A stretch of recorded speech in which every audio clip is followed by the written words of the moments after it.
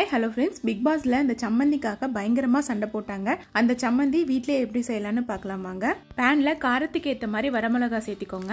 நான் இன்னைக்கு 5 வரமிளகாய் சேர்த்துக்கிறேன். வரமிளகாயை எண்ணெய் எதுவும் சேர்த்தாம இதோட கலர் மாறுற வரைக்கும் வறுத்து எடுத்துக்கோங்க. நீங்க வறுத்து எடுக்கிறதுக்கு பதிலா இந்த வரமிளகாயை சுட்டு கூட எடுத்துக்கலாம்.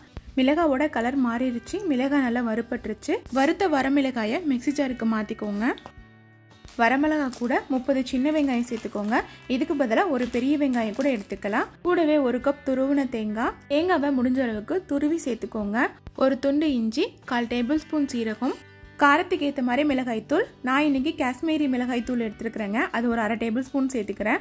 கூடவே கொஞ்சமாக புளி, ஒரு கொத்து கருவேப்பிலை, இதுக்கு தேவையான அளவுக்கு உப்பு, கொஞ்சமாக எண்ணெய் சேர்த்து இது எல்லாத்தையும் வீடியோவில் பார்க்குற மாதிரி கொரகொரப்பாக அரைச்சி எடுத்துக்கோங்க. அவ்வளோதான், சூப்பரான சம்மந்தி ரெடி. ஆஃப்டர்நூன் லஞ்ச் செய்யறதுக்கு சோம்பேறித்தனம் இருக்கும்போது இல்லை வீட்டில் காய்கறி இல்லாத போது இந்த சம்மந்தியை ட்ரை பண்ணி பாருங்கள். சூடான சாதத்தில் கொஞ்சமாக இந்த சம்மந்தி, கொஞ்சமாக நல்லெண்ணெய் விட்டு சாப்பிட்டிங்கன்னா ரொம்ப டேஸ்ட்டாக இருக்கும். இந்த சம்மந்தி சாப்பாட்டுக்கு மட்டும் இல்லைங்க, தோசை இட்லிக்கு கூட சூப்பராக இருக்கும். கண்டிப்பாக நீங்களும் இந்த சம்மந்தியை செஞ்சு பார்த்துட்டு எப்படி இருக்குன்னு மறக்காமல் கமெண்ட் பண்ணுங்கள். உங்களுக்கு இந்த வீடியோ பிடிச்சதுன்னா மறக்காம இந்த வீடியோக்கு லைக் பண்ணுங்க. இதே மாதிரியே நிறைய ரெசிபிஸ் தெரிஞ்சுக்க என்னோட சேனலை சப்ஸ்கிரைப் பண்ணிக்கோங்க. Thank you.